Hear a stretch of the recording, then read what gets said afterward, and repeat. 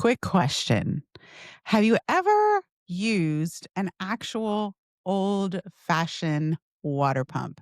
I mean, the ones that stick out of the ground and have like a huge lever on them, and you have to pump them from scratch.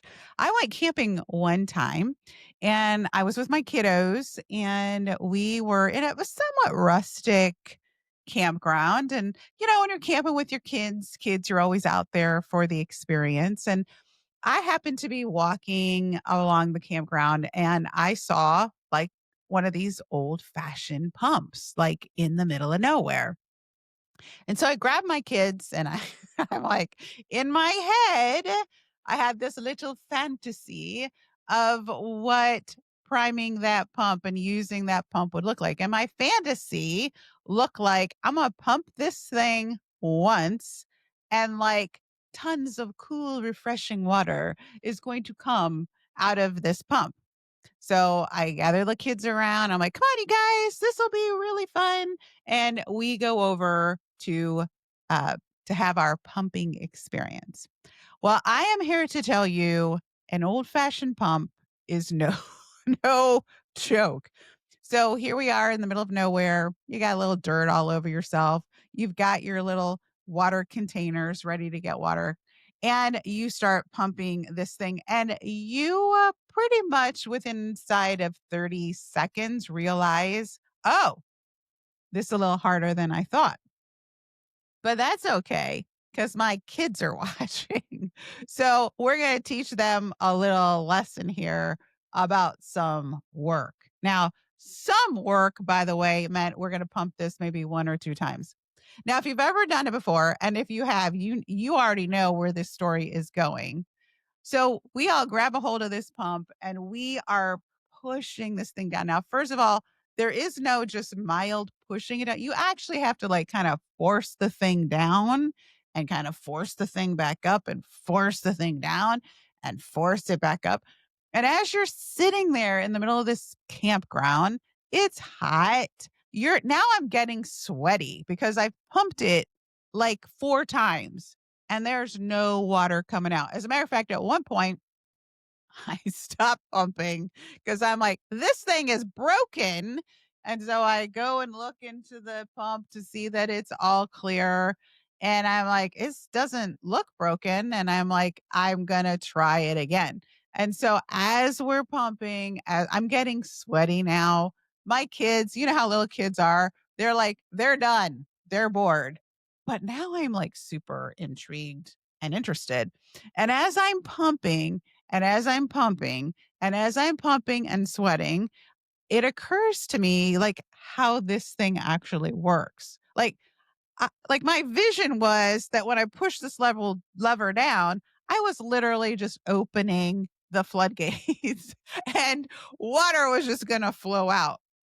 But then it occurred to me like, "Oh, no.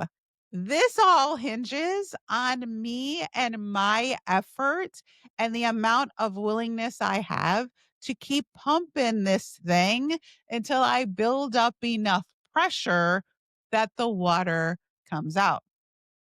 Now, I am determined at this point, so I'm pushing this thing, I'm pushing this thing, I'm pushing this thing, and lo and behold, after what felt like a year, after what felt like a very long time, a little water trickles out. And I'm like, all that work for that little bit of water? And then I just kept at it, and then a little more water came out. And then the next time I did it, I hardly pumped at all, and the water just started flowing. And then I realized, oh my gosh, I've actually gained enough traction here with this pump that if I literally stopped pumping, the water would stop coming out. But what I need to do is just apply now a minimal amount of pressure in order to continue to get a steady flow of water. And at that point, it was a beautiful thing. At that point, I was like, look at all this water. Oh my gosh, this is amazing. Bring all your buckets. This is great. And it was really funny to me that this happened so long ago, but yet it sticks with me. It sticks with me to this day as a metaphor for business and sales.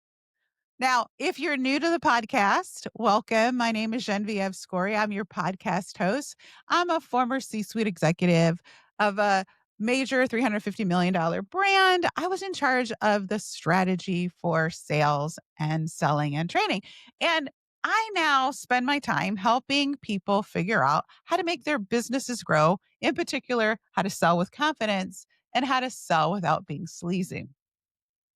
And I love this whole conversation because so many people start businesses and they get to a point where they actually are like one or two pumps away from a really steady flow of income, but they quit way too early.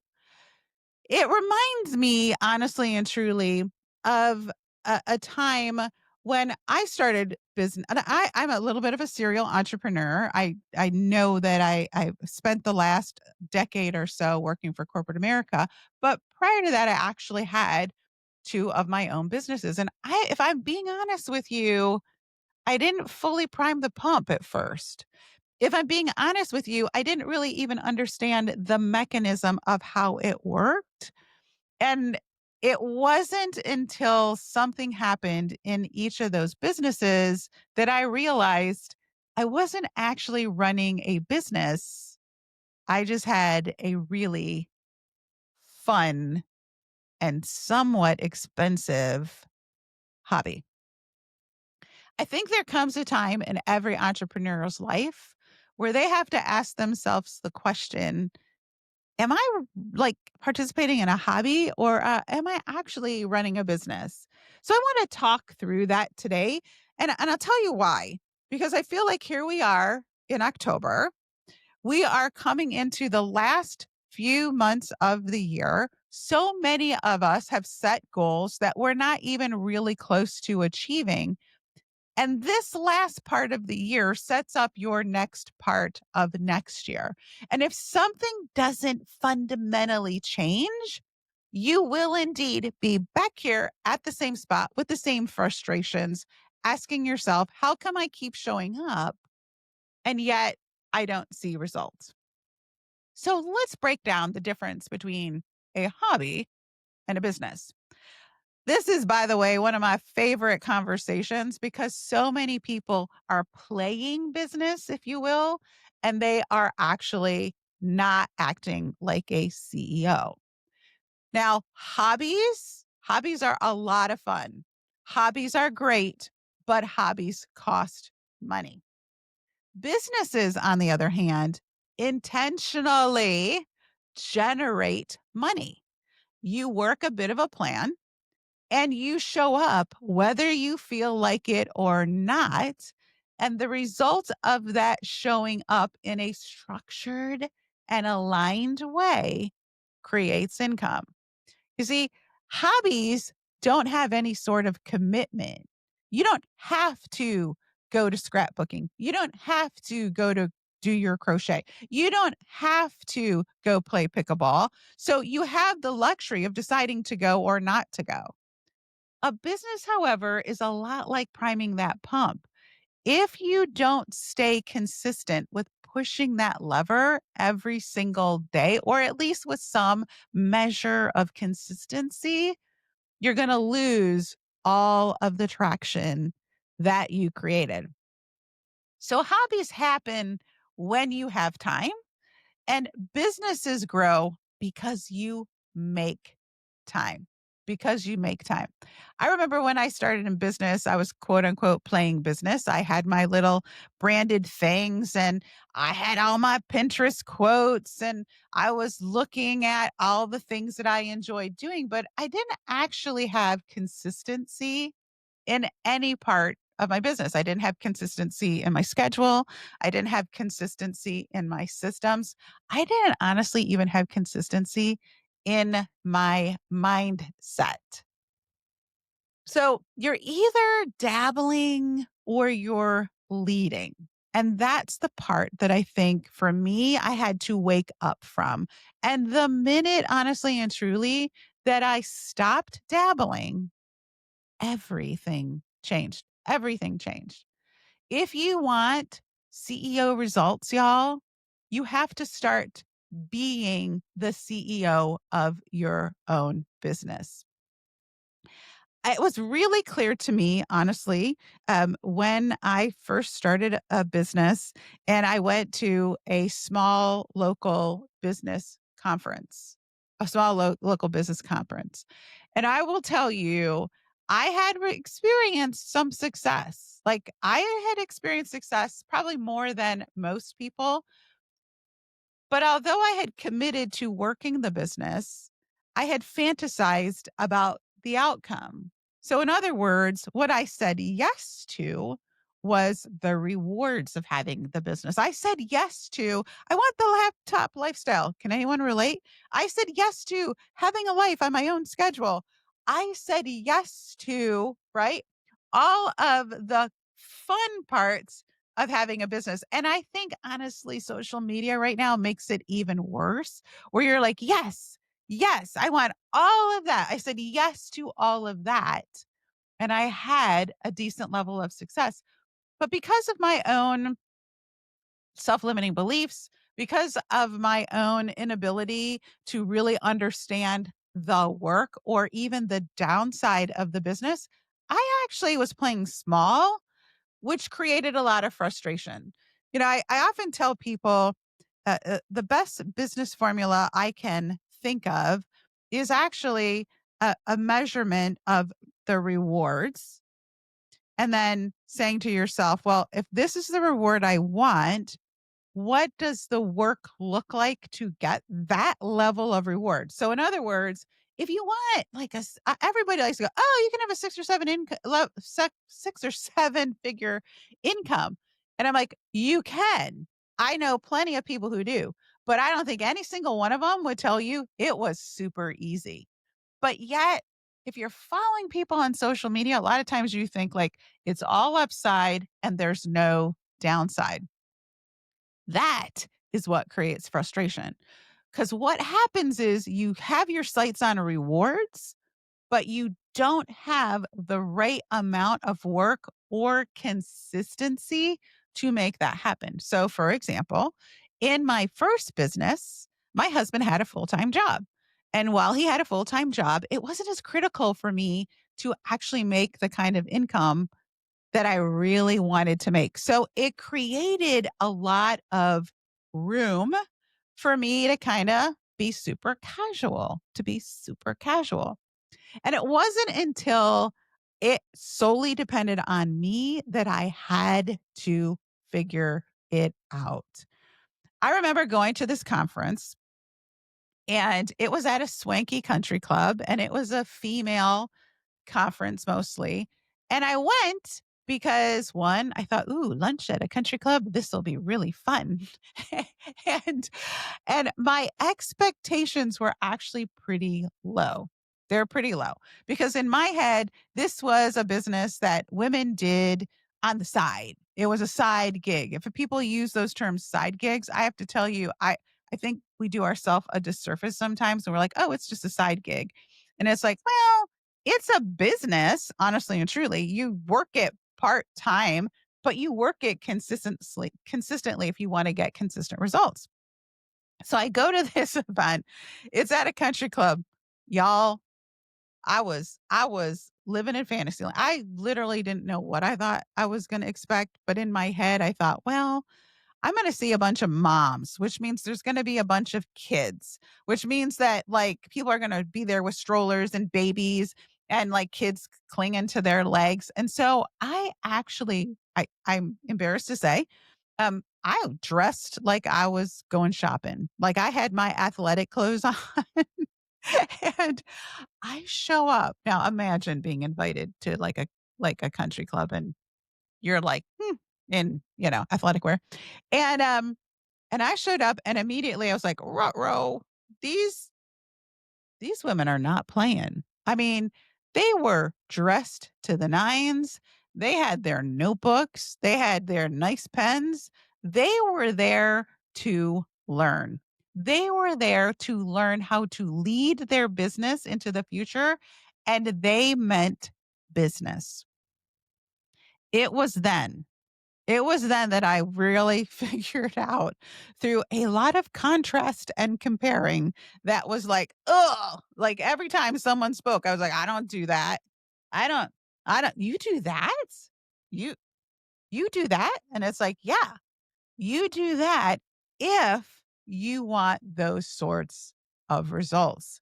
It was super, super interesting to me. And honestly, that was the thing that changed everything for me. And I made a couple of fundamental shifts that to this day I watch people still need to make. And so I want to break those down for you. And I'd love to have conversations with you in the comments about, was it just me? Could you relate? What shifts did you have to make to go from hobbyist to CEO of your own business? So, shift number one that I needed to make was I needed to actually stop doing and start deciding. In other words, I had to be honest with myself about what I was really committed to doing. I had to decide to make this a success no matter what. But I think when people hear that, they often think like, well, no matter what, that scares me. And I'm like, no matter what means I will figure out what I don't know. No matter what means I won't believe my own excuses or my own self limiting beliefs. No matter what means that I'm going to keep walking consistently toward my goals, or like, I'm going to I'm not gonna quit. Like, I'm either gonna run out of time, have to, go do something different, but I'm not quitting. I may fail, but I will not quit. When you make a decision that you're gonna be successful, when you make a decision to actually run and lead a business, things change. Because what happens is your brain starts to think differently. In other words, when you wake up every morning, instead of jumping to, what do I need to do today? You start really with, how do I need to show up? How do I need to show up? Am I showing up like a business owner? Am I showing up like the CEO of my own business, no matter the size? Even if you're a consultant and you're all by yourself, you still have to put on like the CEO hat. Someone has to be there. That part of you has to show up. That future part of you that has a successful business, you got to ask yourself, how is she showing up? Is she showing up with confidence, or is she showing up scared? Is she showing up sure of herself, or is she showing up in a place of desperation? Most people start their day without actually setting their mindset first.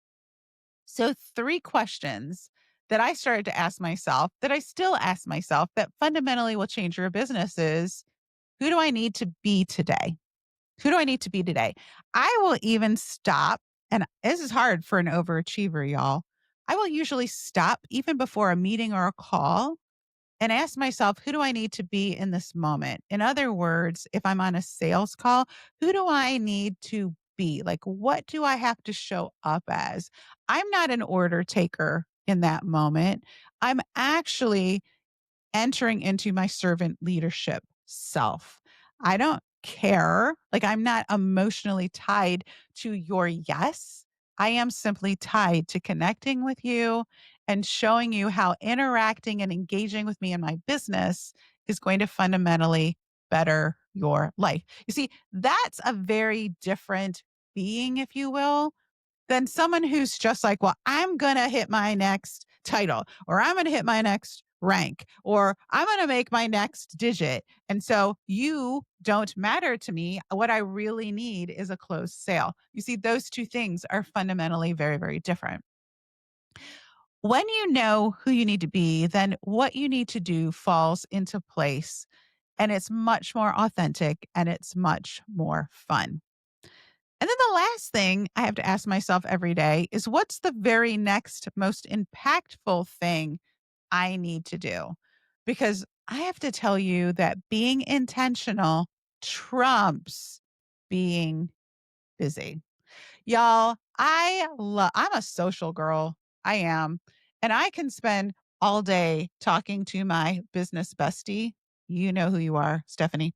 And and I literally like we can spend all day strategizing, talking, and we by the way, never talk about business. I mean, like the whole conversation isn't just business, if you will. And a lot of times, um, that doesn't serve you. Like, that's not the thing I need to do that day in that moment. Now, a lot of great conversations come out between the two of us. But if I don't go into like, we actually have a little bit of a code, like, I'm calling about business or I'm calling about this so that we don't start talking about our social lives. But there's lots of people that you can talk to that distract you. You could spend time creating things that don't create income. Maybe you're spending a lot of time perfecting your social media, but you're not actually selling anything. These are the kinds of things that I'm talking about when I say who you're being and what you need to do. Those two things are absolutely connected because there's a difference between showing up and saying, let's see what happens when you really want something specific to happen versus claiming what you want, claiming where you want to go, and then asking yourself, like, how do I create that person that makes that happen? And it's things like, I'm not going to wait and see what happens. I'm going to work with some intention and some consistency. Just small tweaks like that. The second shift I had to make was I had to stop waiting to see what happened and I had to start creating real targets. So for me, it was like, hello, dreams don't pay the bills, math does. So I used to set really vague goals. It was kind of like, well, if this happens, that'll be great. Or I'm working for this next prize or thing instead of actually tying it to something specific. Can you imagine being an architect and having a dream of what a building could look like, but never actually sharing the blueprints to making that building a reality? That's kind of what it's like to work without goals. It's like, okay, I think I know where I want to go. I've specified that, but I haven't like figured out what are the small, significant, smaller steps that need to happen for me to get there. So many people just like work and work and work and work and like sale, work and work and work and work, sale, work and work and work and work, sale. And it's like, okay, well, how many sales do you need to get to hit your goal? How many customers do you need? How many repeat customers do you need? There's not a lot of things that you need to measure in a business, but there are some core things that you need to be focused on every single day. Like, how many customers do I need to have? What's the average order of those customers? How do I keep more customers? And how do I get referrals from the customers that I have? Those are all very simple, fundamental things that we don't actually like to look at. You know, I've coached so many women who actually are afraid to even look at their numbers because they have judgment about it. The truth is, numbers are just simply a representation of whether you are headed in the right direction or not. It's kind of like your speedometer on your car. If you don't know how fast you're going, you can't adjust accordingly. You can't make it faster when it needs to be or slower when you're going too fast. So, we as CEOs emphasize realism and commitment, and then we pair that with our belief in our effort. We don't do vague. When you're in hobby mode, when you're in settling mode, you do vague. As a matter of fact, my favorite saying is the opposite of success isn't actually failure, it's settling. And when people settle, they get really vague about their goals and aspirations. Okay, last shift that you need to make is you need to protect your energy like a crazy fool. One of the biggest reasons people experience burnout is because they don't prioritize the right things. You see, if I actually looked at your calendar, I could tell how serious you were about your business. If you don't actually prioritize the things that are important to you, like for me, I like to prioritize family time. For me, I like to prioritize my health and wellness time. And for me, I definitely always schedule my business time. There's not a day that I wake up and I'm like, maybe I'll work, maybe I won't, maybe I won't. But I also know to what degree I want to work, how many hours I want to work, and what I'm doing during that time. So your calendar tells the truth about your priorities. Take a look at your calendar. Ask yourself, am I spending the right amount of time on the right things? And I encourage you to stick to those priorities because you guys, a full calendar is not the flex you think it is. A full bank account and a peace of mind is the flex. That's the flex. And it's not about doing more, it's about doing it with intention and doing it with consistency. So back to the pump, back to the pump. Sustained effort and sustained pressure is going to equal sustained flow. And every aligned, value packed action that you do over time consistently is the priming of that pump. And your emotional payoff is going to be all of that water flowing and you, by the way, being able to back off a little bit and only doing the exact things that move your business ahead. You see, one of the reasons that people struggle so hard with figuring out how to have success is they're already so overwhelmed by the amount of time they're spending versus the results that they're getting that they think I'm going to have to double my effort to double my check. When you have strategy, when you have systems, when you have intention in your business, that couldn't be further from the truth. It really couldn't be. What your goal is exponential growth based on the very next high impact activity that is going to create that exponential growth. So, to sum it up, you don't need more time. You don't even need permission. You don't even need perfect systems. Ask yourself, is it time to start dabbling? And is it time to start deciding? You don't become a CEO because of your success. You actually think like a CEO and create that success.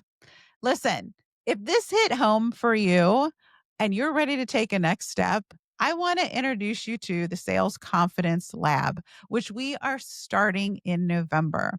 If you're looking to create scale, you're learning to sell without being pushy, you want to have a community of like minded people who will encourage you, and you want to have help from yours truly, go ahead, click the link below and get the information sent to you because we are opening the wait list now and there will be better value for people that get in now opposed to when we start in November. Please make sure to pass this podcast along. This is how we create more free content for you. This is how we grow. This is how we help more people. Make sure you like, share, and subscribe. Looking forward to talking to you soon. This is your moment, y'all. Move from dabbling to deciding.